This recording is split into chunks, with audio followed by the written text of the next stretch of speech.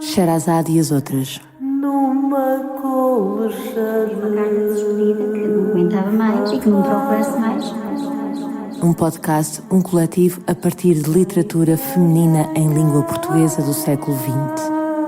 Escrevi muita coisa que não sei onde foi parar, escrevi até na parte de trás dos cadernos, as coisas altas.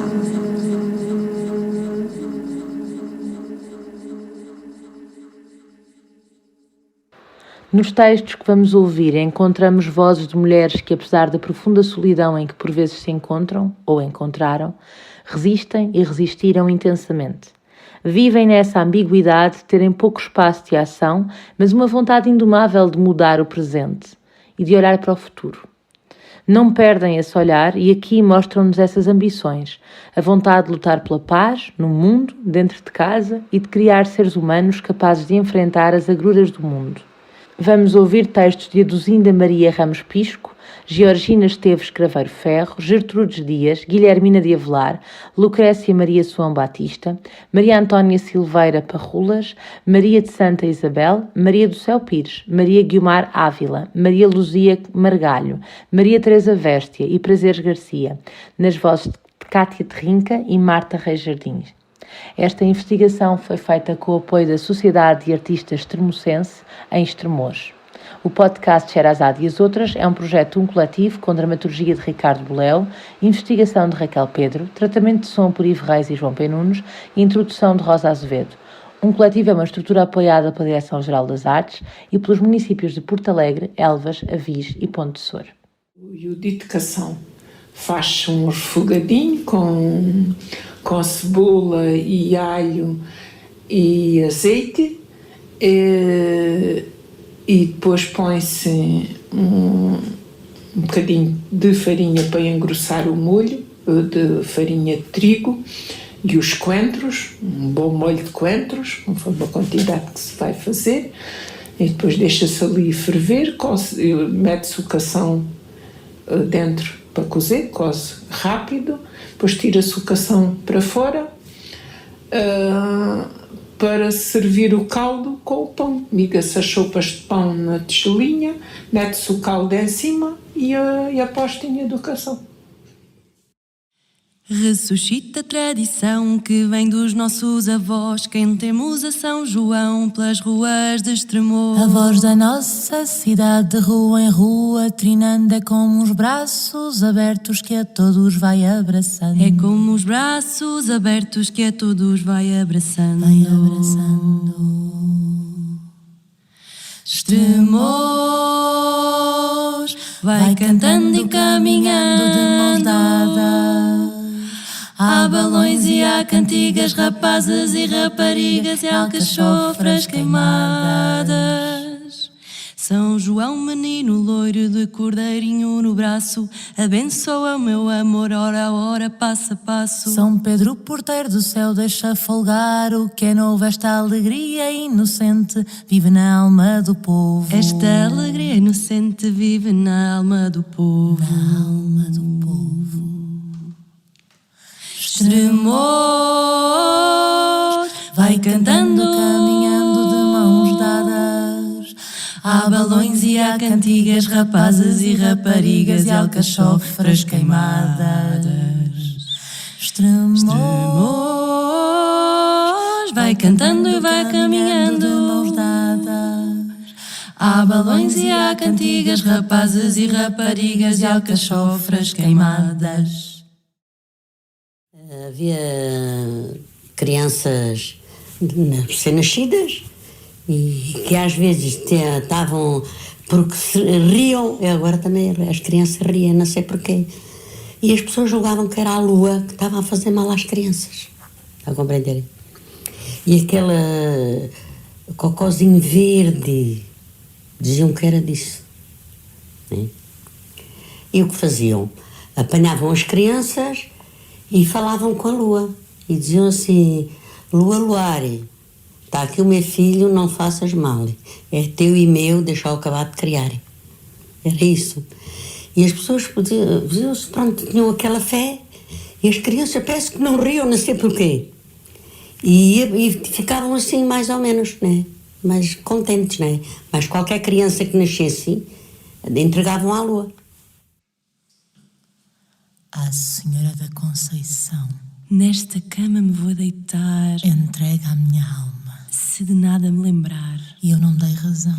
Se a morte aqui me vem buscar, Se a morte aqui me vem buscar. e eu não dei razão, sem entrega a minha nada me alma à lembrar, Senhora da Conceição. Nesta cama me vou deitar.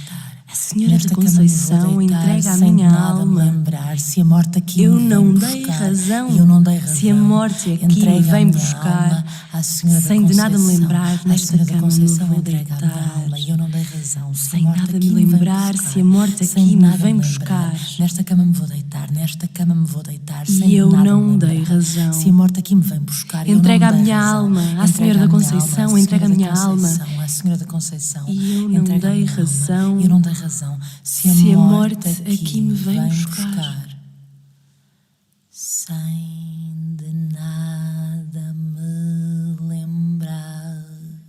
Nesta cama me vou deitar.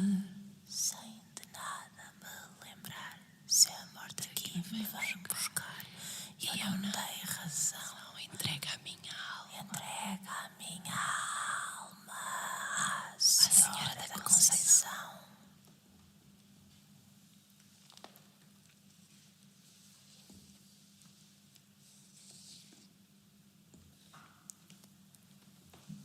Vejo um mundo tão perdido, tantas guerras e terror, tanto ódio e rancor, tanto homem perseguido. O que é belo destruído, o que faz falta a tanta gente, tanta pessoa doente, tanto pobre a mendigar, tanta criança a chorar. Já não posso ser contente. Poderosa humanidade, não queiras mais fabricar armamentos para matar, que é uma fatalidade fazer paz e amizade. Seja a vingança abolida, a tortura suspendida e abram a porta às prisões. Que haja boas relações. Tenho a esperança perdida.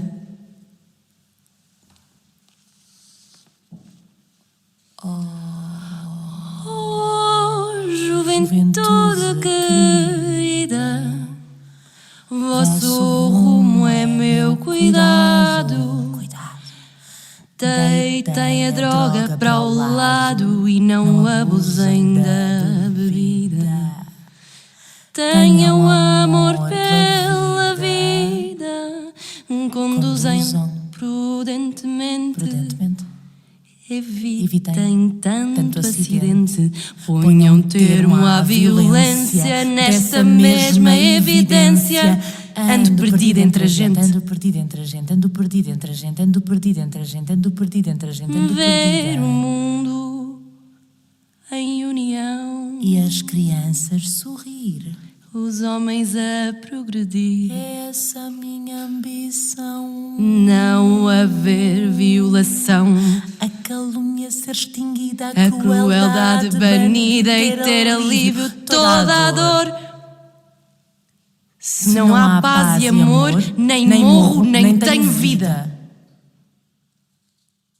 Comecei a escrever muito cedo, como todas as pessoas escrevem, né? Como todos os jovens escrevem, ou escreviam, né? Nestes anos, nos anos 60, nos anos 70, nos anos 80. Eu acho que os jovens, em geral, escreviam, fosse textos mais de ordem poética, né? Os adolescentes são muito virados para a poesia, quando se apaixonam pela primeira vez, ou não, ou pela segunda ou pela terceira. Acho que isso era uma característica da adolescência da minha geração, né? Nós líamos muito, e eu acho que quem lê muito tem alguma tendência também depois para escrever, fica também um bocadinho motivado para escrever, né?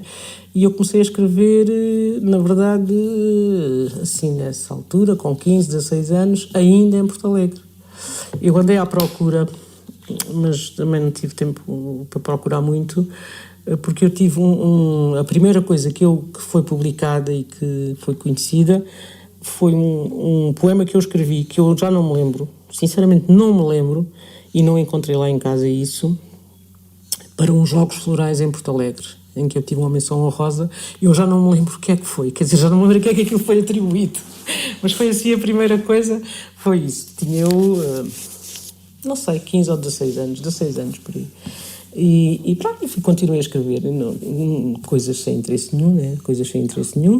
Mas pronto, mas era o gosto de escrever, né? Era o gosto de escrever e depois também era isso que eu estava a contar lá da faculdade, desse ambiente. Nós escrevíamos e mostrávamos uns aos outros, né?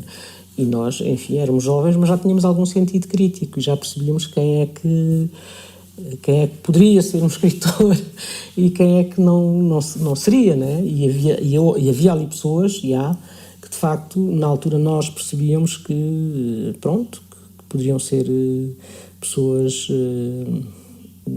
que tinham algum percurso interessante no mundo da escrita, né? Minhas penas. Minhas penas,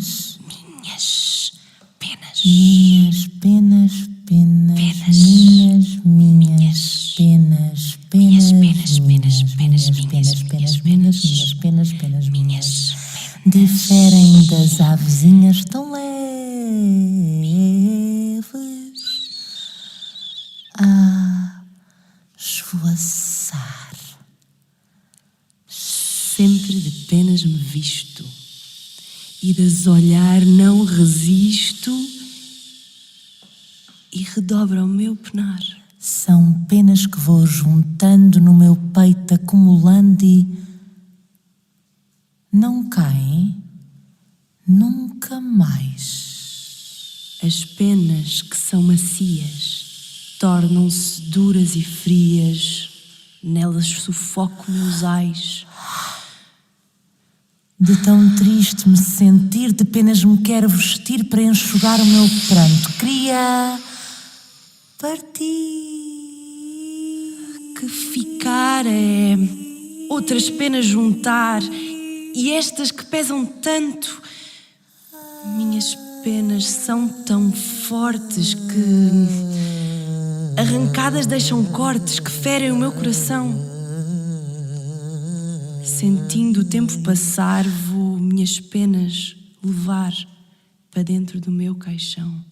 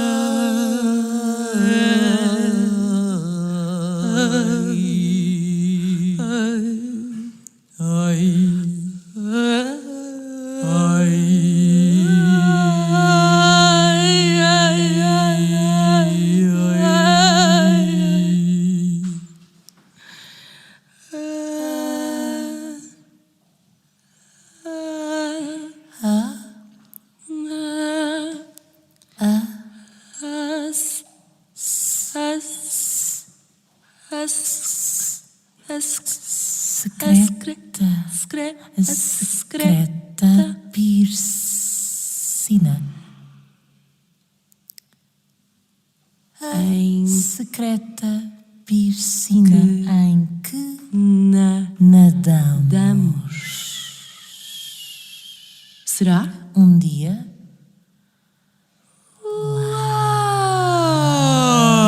lago fundo, habitado por milhares de peixes verdes. Peixes verdes. E assim diremos que é fácil ocultar perfume de rosas em certas palavras. Proclamamos a nossa grandeza de rocha. A nossa imensidão de mar. E seremos coroados com a lã, ternura dos nossos dias antigos, com a folha, esperança dos dias futuros. E seremos coroados com a lã, ternura dos dias antigos, com folha, esperança dos dias futuros.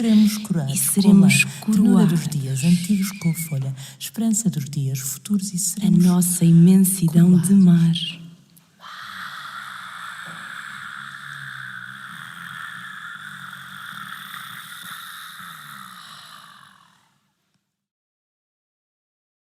Comecei a escrever assim que me ensinaram a pegar no lápis ou antes no ponteiro da pedra e depois no lápis e na caneta da pau, não é? Portanto, comecei logo a escrever.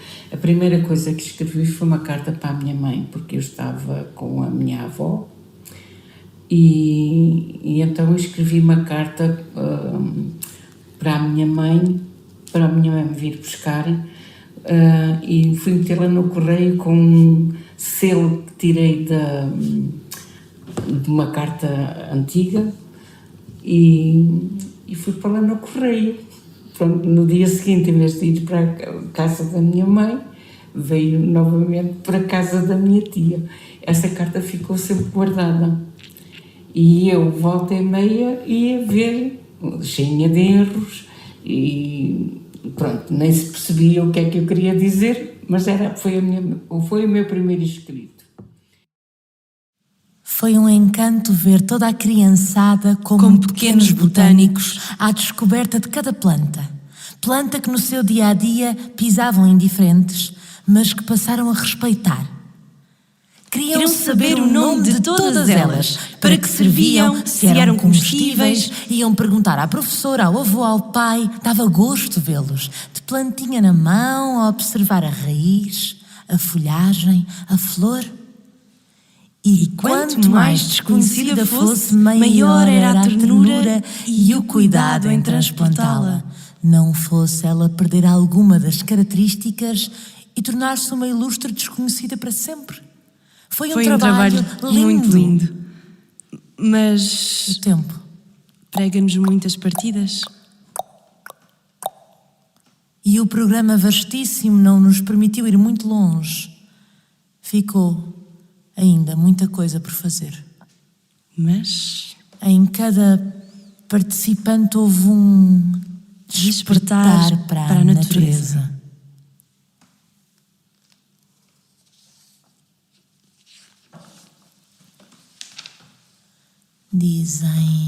Dizem há quase 2000 anos. Há quase 2000 anos. Que todos somos irmãos. Que todos somos irmãos. Que todos somos irmãos. É tão fácil dizer. Mas quem? Mas quem alguma vez nas suas mãos tomou as minhas com fraterno amor? Tomou as minhas com fraterno amor. Quem? Quem reparou que os meus olhos falavam de solidão e de dor? Quem reparou que os meus olhos falavam de solidão e de dor? Quem? Quem adivinhou que a minha alma apodrecia de tédio e de cansaço? Quem pensou em confortar a minha angústia na ternura de um abraço? Quem?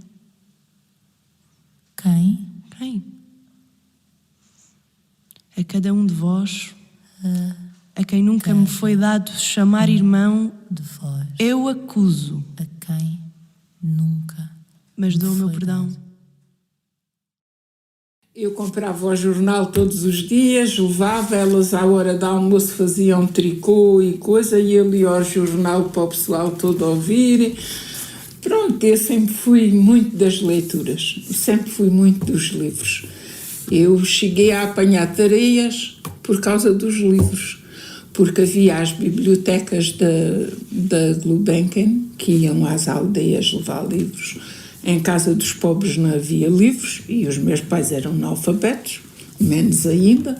Os livros que eu tinha eram só os livros da escola, não é? Depois uma professora ofereceu-me um livro, que ainda pai tenho já quase todo desfeito, mas que era A Princesa dos Catos, e eu tinha um livro meu, aquilo era uma coisa tão importante, eu tinha um livro. Depois comprava revistinhas quando era já mais velha, mas ainda voltando atrás, quando saí da escola e não havendo os livros da escola, eu comecei a ir a essa biblioteca itinerante da Gulbenkian, buscar livros. Eu li todos os livros que eram apropriados para aquela altura, para a minha idade, as aventuras dos 5, sei lá, tudo o que lá havia que eles me davam, eu levava. Devorava aquilo tudo numa semana. Depois tinha que esperar até eles virem outra vez para ir a buscar mais livros. E depois fechava, punha-me no quarto a ler, e os meus pais iam trabalhar e eu era a mais velha, ficava com a responsabilidade de dar comer aos porcos, às galinhas, tratar das coisas todas e fazer até o comer para as minhas irmãs e para mim, que a mais novinha tinha só 2 anos, quando eu comecei a tomar conta delas, a ficarmos as 3, e esquecia-me tudo. E às vezes a minha mãe nunca me bateu por causa dos livros, mas o meu pai sim. Eu não fazia as coisas que ficavam destinadas e depois ele batia-me quando chegava à noite e as coisas não estavam feitas, porque sabia que eu tinha ficado metida nos livros e que me esquecia de tudo à minha volta.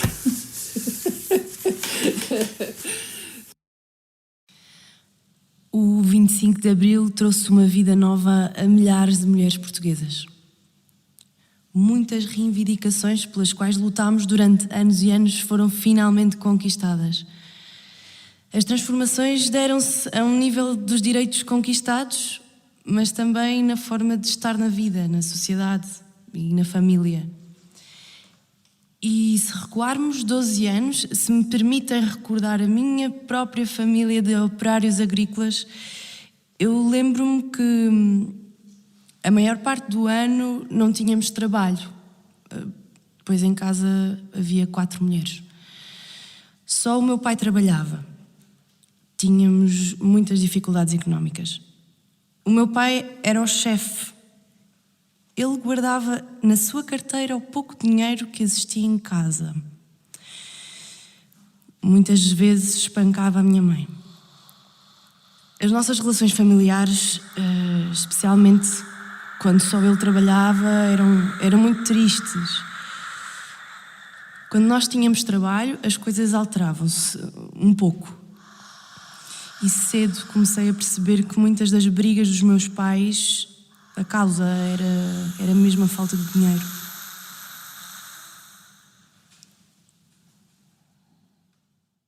Foi a minha vida. Sim. Foi dura.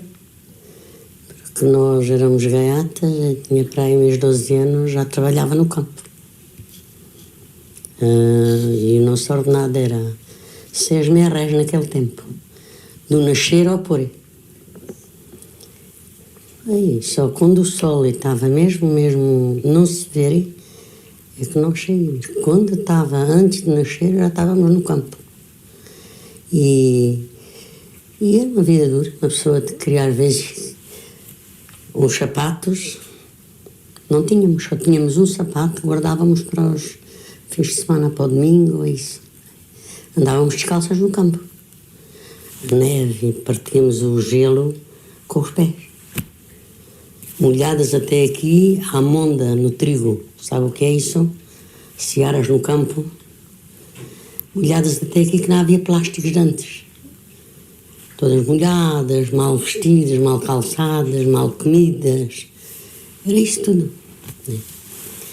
Depois começámos a ser maiorzinha e a vida ia mudando, né? Mas antes do 25 de Abril sofremos muito.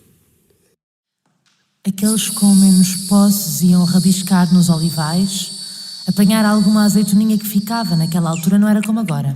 Apanhavam-se os caroços, a azeitona podre, levavam umas latinhas e lá iam, crianças e tudo descalcinhos, em biquinhos dos pés, por aquelas geadas, por aqueles matos foras, rabiscar a azeitona, para poderem ter azeite durante o ano, lá em casa. Levavam o rabisco ao lagar e iam lá buscar o azeite. Era a única maneira de o arranjar, era a única maneira de o arranjar, era a única maneira de o arranjar. Tínhamos a lida da casa, a amassadura, a cozedura do pão, a lavagem da roupa, os comeres por fazer, as crianças, as roupas todas feitas à mão e tratar do homem e dos filhos. Algumas com os pais velhotes a cargo, doentes e acamados. Era uma vida muito difícil, a das mulheres. Se era solteira, tinha que estar às atenças do pai. Se casava, ficava às atenças do marido. Eram tempos muito difíceis e a gente já ficava muito contente por ter saúde e poder trabalhar. Mas, como lhe disse, eu fui sempre uma pessoa muito consciente, logo de miúda, e de me revoltar com as diferenças que havia na sociedade. Digamos que eu fui sempre rebelde. Rebelde neste sentido. Pronto, eu conseguia reparar que os professores tratavam diferentes os mais pobres, e lembro-me a disposição na escola, por exemplo. Na escola primária, lembro-me disso perfeitamente. Era, primeiro, os meninos mais ricos, depois os que viviam mais ou menos, e depois era os pobres. A seguir ainda vinham outros, que eram as meninas, que eu tinha muita pena delas. Eram as meninas que estavam no asilo.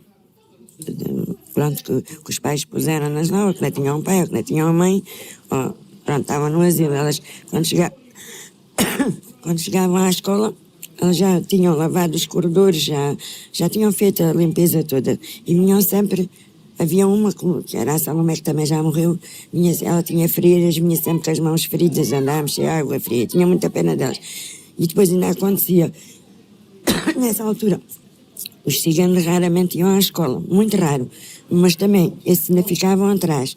E se viessem, quando vinham os circos à cidade, os meninos do circo ficavam ainda atrás e éramos tratados diferentemente, e a gente sentia isso, e eu sempre senti muito isso. Pronto, era um bocado revoltada.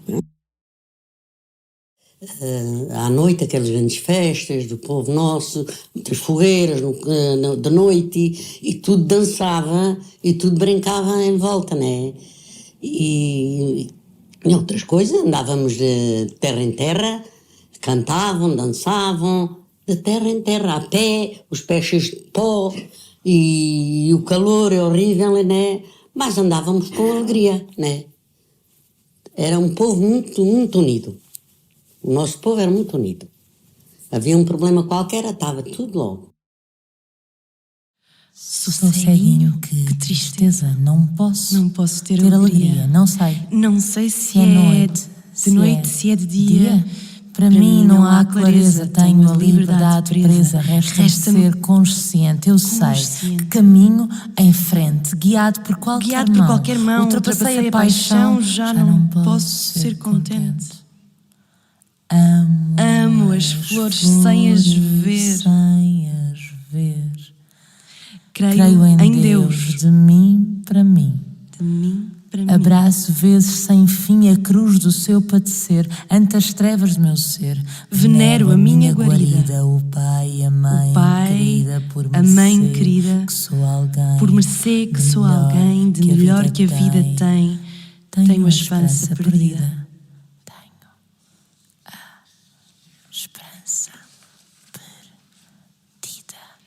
Topei com certo velhinho, tonteando à minha beira, pobre, sem leira nem eira, há muito que era ceguinho. Falou com tal carinho, disse-me animadamente: fui um nobre combatente, perdi os olhos na guerra, agora de terra em terra ando perdido entre a gente. Daí fiquei a pensar naquela palavra. Perdi. Ai de mim, que nunca vi. Não me posso conformar. De que me vale a palpar a joia mais distinguida. De que me serve à partida ser homem, ser filho ou pai. Do que na alma me vai, nem morro, nem tenho vida. Pois lá está, eu e literatura não tenho nada a ver. A sério, não tenho. E leio livros, mas foi... nem tínhamos luz, nem dava para ler muito. A sério, não é da minha onda, não é? Mesmo não. Li essas coisas que uma pessoa tem que ler na escola, né? E fora disso, li também Stephen King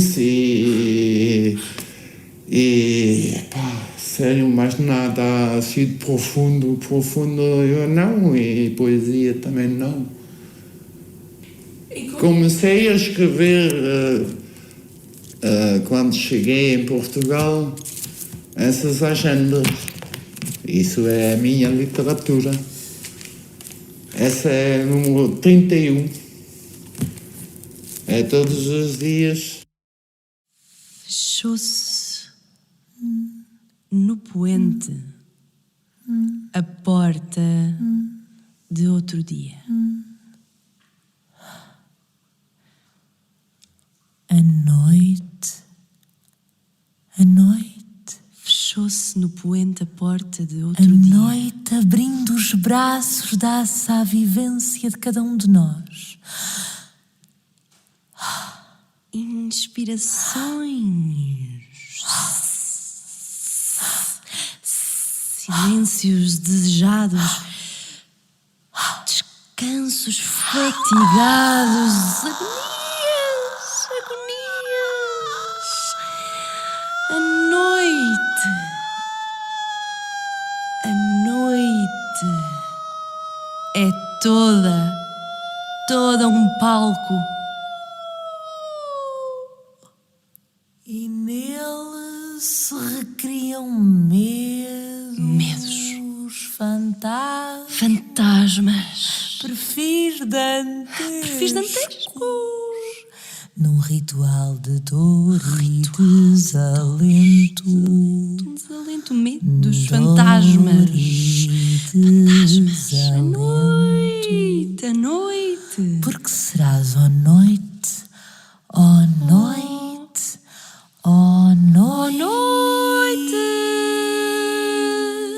assim.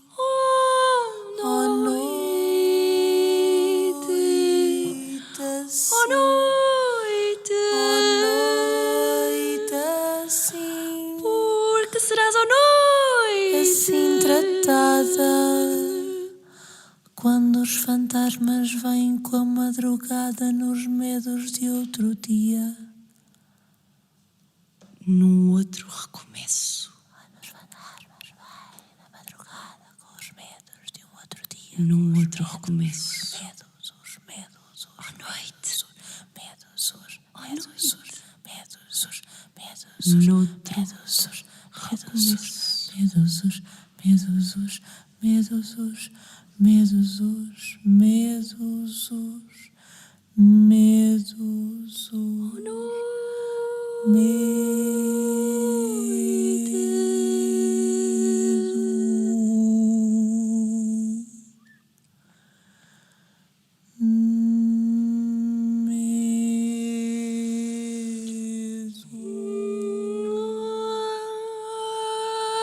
O nosso amor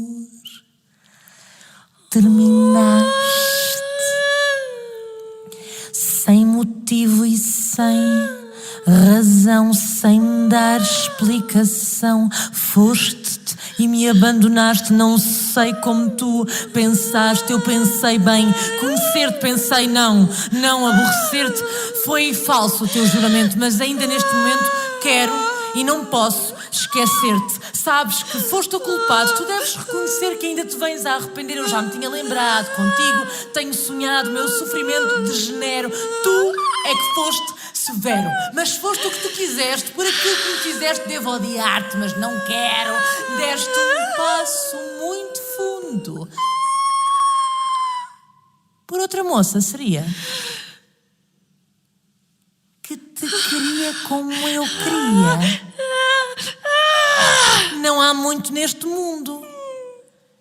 Tinha-te um amor profundo, sempre soube obedecer-te. Julguei que ia me empreender-te, mas isso não consegui. Eu já vi que te perdi. Sinto perder-me em perder-te. Sinto perder-me em perder-te.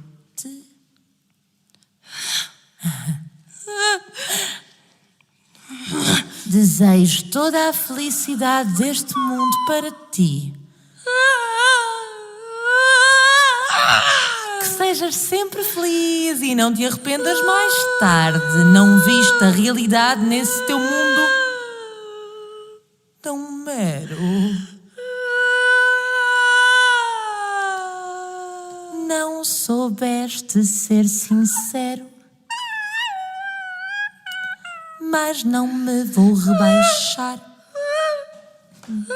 Que tu ainda has de voltar, não tenho esperança, mas espero.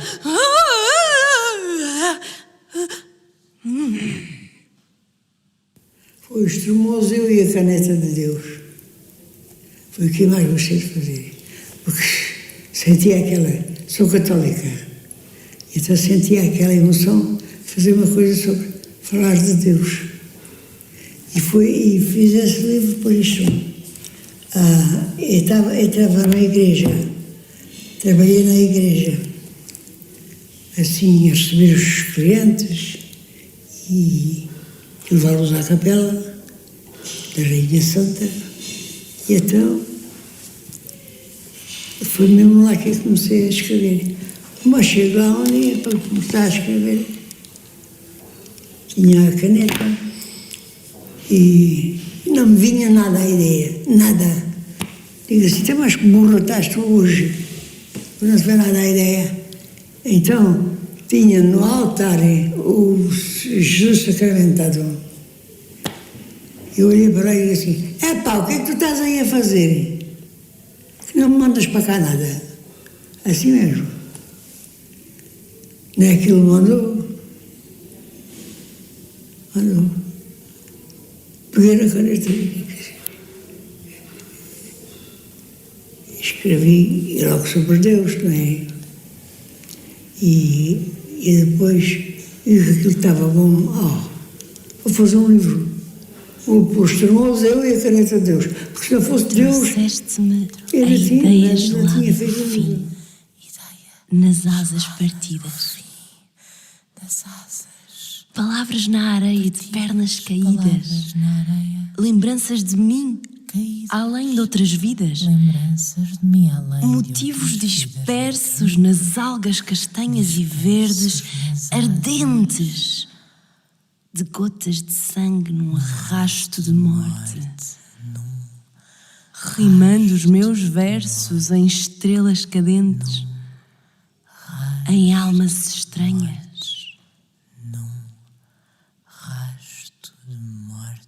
Trouxeste-me a ideia gelada do fim nas asas partidas. Palavras na areia de pernas caídas. Lembranças de mim além de outras vidas. Motivos dispersos nas algas castanhas e verdes, ardentes, de gotas de sangue num rasto de morte. Rimando os meus versos em estrelas cadentes, em almas estranhas. Trouxeste-me a ideia gelada do fim nas asas partidas. Palavras na areia de penas caídas. Lembranças de mim, além de outras vidas. Motivos dispersos nas algas castanhas e verdes, ardentes, de gotas de sangue no rasto da morte. Rimando os meus versos em estrelas cadentes, Rasto de morte. em almas estranhas. Rasto de morte, não. Rasto de morte, não. Rimando os meus versos em estrelas cadentes, Rasto de morte, não. em almas Rasto de estranhas. morte, não. Rasto de morte, não. Rasto de morte, não. Rasto de morte, não. Trouxeste de uma ideia gelada do fim nas asas partidas, palavras na areia de penas caídas, lembranças de mim noutras vidas, motivos dispersos, nas algas castanhas e verdes ardentes de gotas de sangue, num rasto de morte,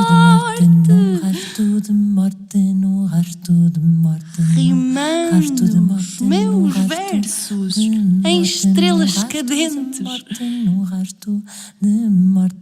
em almas estranhas. De morte no rasto, de morte no rasto, de morte no rasto, de morte no rasto, de morte no rasto, de morte no rasto, de morte no rasto, de morte no rasto, de morte no rasto, de morte no rasto.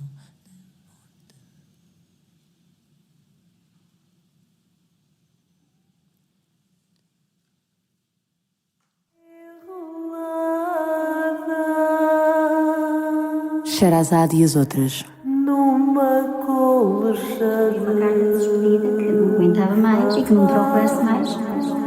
Um podcast, um coletivo a partir de literatura feminina em língua portuguesa do século XX. Escrevi muita coisa que não sei onde foi parar, escrevi até na parte de trás dos cadernos, as coisas altas.